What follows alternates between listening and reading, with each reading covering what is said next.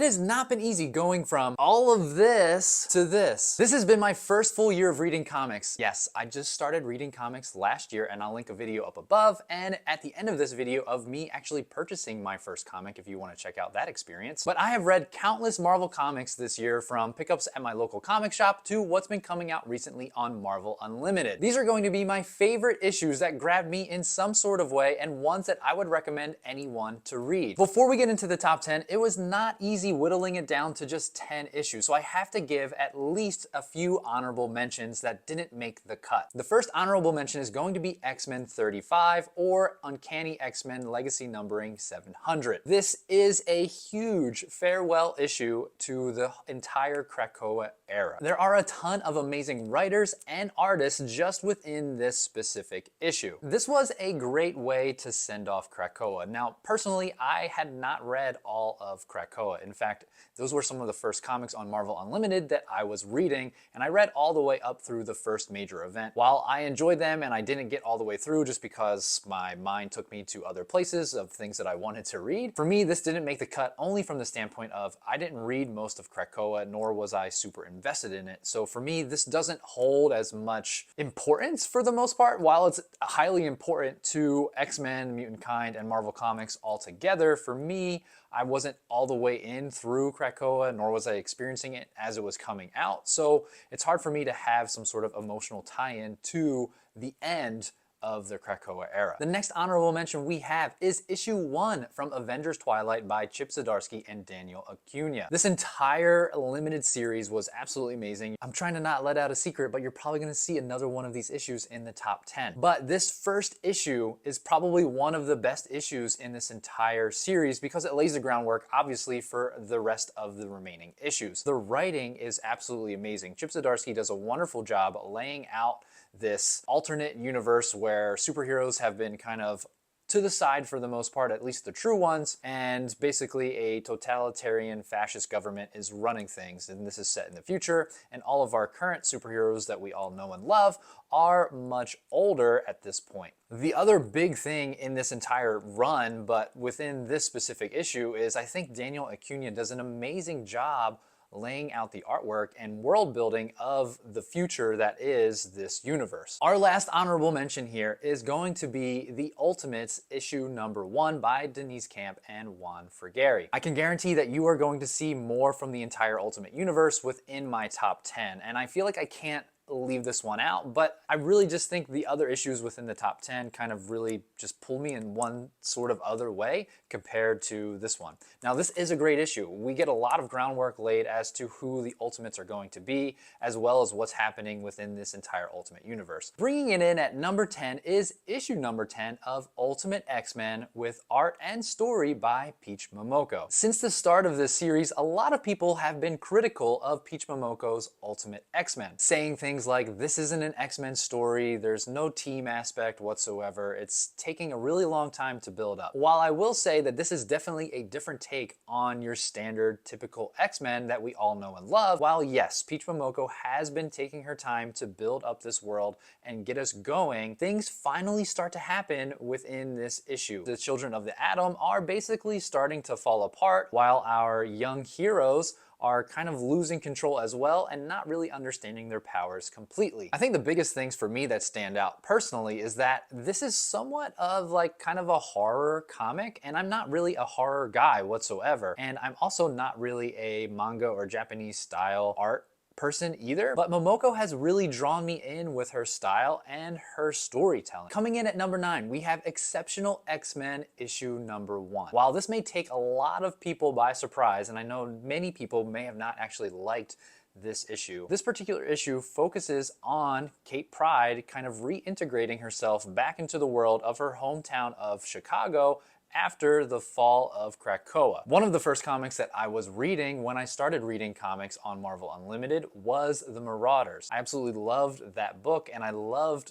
Kitty Pryde. Well, Kate Pryde at that point. Now, while there's not actually a ton of stuff that's happening within this issue, and there is a lot of dialogue, what I really like about this issue is that we see Kate basically trying to be quote-unquote a normal person and kind of just forget everything that she just experienced on Krakoa. Eve Ewing does an exceptional, no pun intended, job of writing the dialogue and writing for Kate Pryde within this issue, as well as all of the interactions that Kate has with regular humans, her inner dialogue, and of course, trying to stay away from other mutants despite basically them always seemingly to find her. Number 8 is Ultimate Black Panther issue number 1, written by Brian Hill with art by Stefano Caselli. Ultimate Black Panther continues to be one of my favorite runs within this Ultimate universe right now. Brian Hill just gets to the point and he keeps the story moving continuously throughout all of his issues so far. In this particular issue, we get introduced right away to some action of some bad stuff that's happening elsewhere in Africa. Things are haunting T'Challa, and we see a lot of unrest within the nation of Wakanda. And we learn at the end of the issue someone has infiltrated Wakanda and has started a war within Wakanda's borders. As soon as I was done issue 1, I was like, I need to read issue 2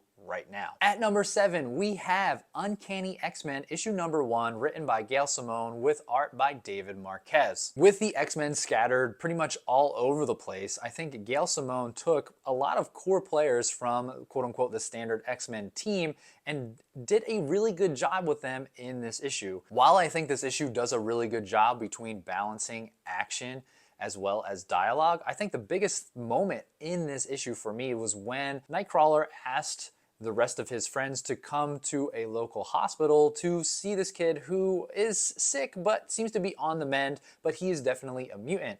And you can tell that he just loves the X-Men. He's a huge fan of them, and I think everyone who is a fan of X-Men and Marvel Comics probably could see themselves within this little boy who just wanted to meet his heroes, and he got to do that in real life. And I felt like that was such a great thing, and it turns really quickly within those few panels with something happening to that kid, and the mutants, the rest of the team, has no idea what's actually happening at that moment. Overall, a really good read and a great start to Uncanny X-Men, and overall as one of the lines in From the Ashes era. Coming in at number 6, we have Ultimate Universe 1 Year In, written by Denise Camp with art by Jonas Scharf. I was not expecting this issue to be what it is. I am well bought into the Ultimate Universe. It is clearly my favorite thing that is happening within Marvel right now. In this issue, we finally get to see a little bit more as to what's happening on the maker side of the universe. This is really, for the most part, a story about Nick Fury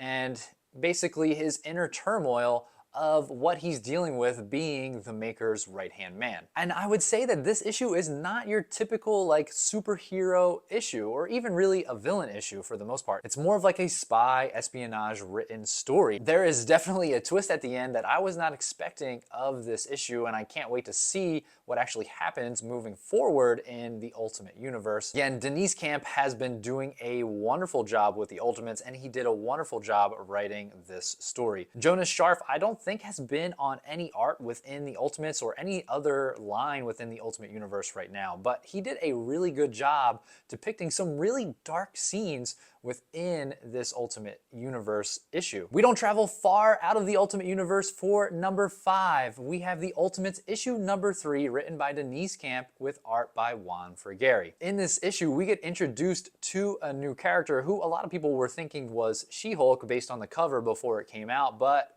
come to know, we learned that this character's name is LaJory Joina Zakaria, and I'm sure that I'm not saying that correctly. But we learn the true story of what happened to her and her people in their native land. Basically, this story is a very huge parallel between the Europeans and everyone else who came over to the Americas and was promising all of these things that they would be nice and whatnot to the natives of those lands, and obviously we know the story that happened from there. This is basically the same thing that happened, and I think is done very, very well. We basically learned that Bruce Banner and his scientists go to this land, promise these people that they would protect them, that they would give them housing and food and all these other things, and that they would clean up all of their science experiments after they had dropped all of the bombs and after they were done experimenting. Well, all of that was, of course, a lie. Not only did that happen, once the bombs were exploded,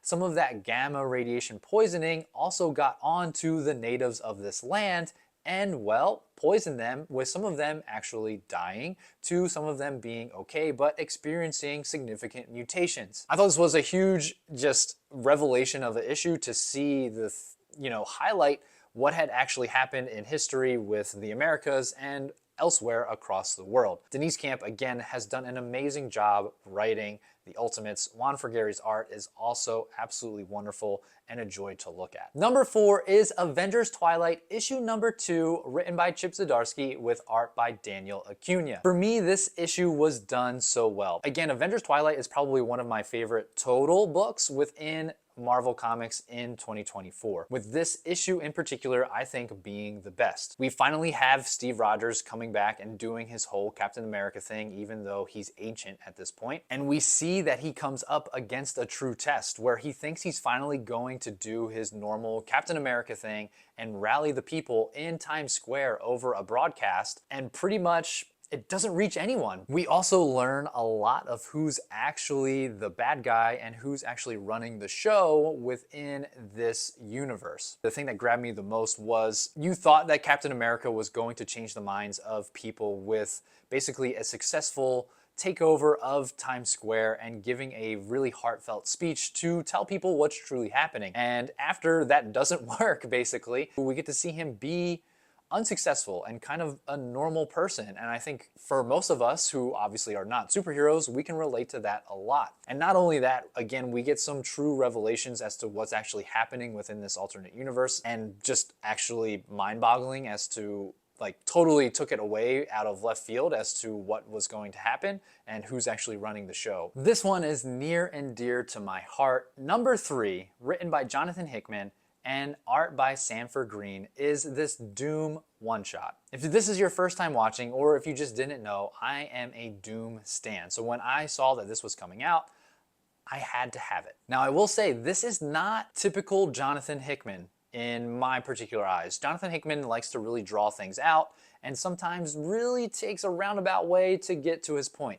In this issue, there's actually not a lot of dialogue, and I actually really love it. Now, I'm not gonna lie, I had to read through this 2 times. The first time I read it, I think I was just kind of like reading through it to get through it, and after I was done, I was like, what did I just read? What was that? So I read through it again, and it made much more sense. But I think that a lot of people were kind of taken aback from this because it wasn't exactly what they were expecting. I think mainly from the standpoint of it's really kind of philosophical and goes over some like major points. I do a bigger breakdown and a deep dive on this issue. I'll link that right up above here. I think the thing that makes this issue in particular is Sanford Green. And I really think that Jonathan Hickman knew that. Like, this was really a show for Sanford Green to put on. And Jonathan Hickman kind of stepped back and was like, look, I'm gonna add some dialogue here, but this is your show. And Sanford Green really did his thing. The art in this issue is just absolutely incredible. It is something that I just like go back and look at just to look at. The way everything is drawn, there's multiple splash pages of just about every single character within the Marvel Universe, or at least major character within the Marvel Universe. And it's just done so well. The coloring, the perspective, it's just absolutely amazing. And I mean, I would love to have some of these panels as just like posters. If you have not read this issue, please do yourself a favor and go pick this up or read it on Marvel Unlimited. It is an absolutely amazing issue just for the art alone. We are on to number 2 of the top 10 comics, and we have Ultimate Spider-Man issue number 1, written by Jonathan Hickman with art by Marco Checchetto. I don't think many people knew what to expect from this issue. Obviously, it's written by Jonathan Hickman, a very big name in comics. The art by Marco Checchetto is absolutely wonderful. I think the best thing about this is that it holds true to a lot of Spidey tropes, but changes them just enough to make them kind of almost completely different. This is a Peter Parker who didn't grow up as Spider-Man. He did not get bit by a spider when he was a teenager. Peter is now married with 2 kids, I believe in his early 30s. And not only that, but Uncle Ben is actually alive. And now Aunt May is the one who actually has passed away. But they hold true to the typical Spidey trope that Peter Parker is just a normal good guy for the most part. He loves his family. He tries to be the best family man that he can. He obviously tries to have a great relationship with his Uncle Ben, but you can tell that there's something within him that is wanting more. Like, he's always wanted to be a hero, and we learn that basically that was taken away from him. This was a great start to one of the many lines within the Ultimate Universe. Hands down, did not think that this was going to be as big of an issue. Even when I went to the comic book store, I was surprised that there were even still issues left. I got it on the day that it came out. The #1 spot that holds the top issue of Marvel Comics in 2024, in my opinion, is The Ultimates issue #4 by Denise Camp, with art by Phil Noto. In this Ultimate Universe, again, things are slightly different. As you know, I am a Doctor Doom stan, and this is basically the Doctor Doom within this Ultimate Universe's origin story. Now, Doctor Doom in the Ultimate Universe is actually Reed Richards, with the Maker being an evil version of Reed Richards. And this might be one of the most tragic origin stories that is out there. We know the origin story of Reed Richards, of him and the rest of the Fantastic Four getting hit with cosmic rays, and that's how they got their powers. This basically takes that story, flips it a little bit, where they actually don't get any powers whatsoever. In fact, it's quite tragic for Reed what happened to the rest of his flight members on that flight, let alone what happened to him. Now, unfortunately, the Maker had a really big part in doing this and stopping the Fantastic Four from actually becoming the Fantastic Four. But not only does this evil version of Reed Richards stop there, but he goes ahead and makes the current Reed Richards, quote unquote, the Doctor Doom of this universe, his life a living hell. And as you're reading this, you cannot help but feel bad for this version of Reed Richards, because not only is the Maker pretty much torturing him physically, he's also mentally torturing him, because he's forcing him to watch all of the events of his life that happened that basically led to his demise of where he is, as well as the demise of the rest of his Fantastic Four team. I just don't think that this story could get any better. Basically, there's 4 panels on every single page, and it almost goes back and forth to the current time right now that we're in the Ultimate Universe, to flashbacks that he's having of him basically reliving his life. I think it's a really good take on Doctor Doom, trying to keep up with that typical Doctor Doom trope of the reasons why Doctor Doom does what he does is basically because his father was killed and his mother was tortured and also killed, and now he's basically trying to just get revenge on everyone and rule the world. This Doctor Doom is basically trying to do the same thing, and he will stop at nothing to basically make up for what had happened to his life and his friends, basically. What were your favorite Marvel comic issues? Put them down below in the comments. And again, if you want to see me buy my first comic ever and see that experience, go ahead and check out this video. If you've been watching this long, I truly appreciate it. If you want more content just like this, make sure you hit that like and subscribe. Make sure you hit that bell so you know when a video comes out. And until the next video, Excelsior.